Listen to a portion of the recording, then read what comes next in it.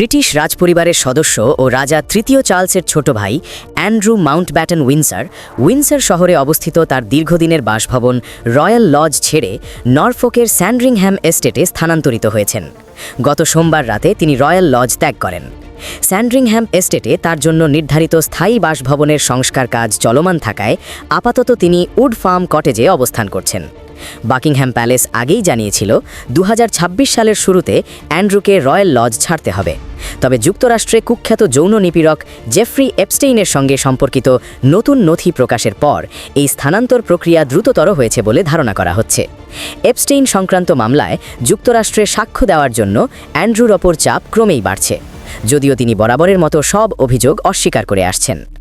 গত বছরের অক্টোবরে বাকিংহাম প্যালেস আনুষ্ঠানিকভাবে ঘোষণা দেয় অ্যান্ড্রুকে রয়্যাল লজ ছাড়তে হবে এবং একই সঙ্গে তার প্রিন্স উপাধি বাতিল করা হয়।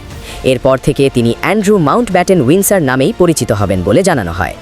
উল্লেখযোগ্য বিষয় হল স্যান্ডরিংহ্যাম এস্টেটটি রাজা তৃতীয় চার্লসের ব্যক্তিগত মালিকানাধীন এবং ভাইয়ের নতুন বাসভবনের সব খরচ তিনিই বহন করছেন।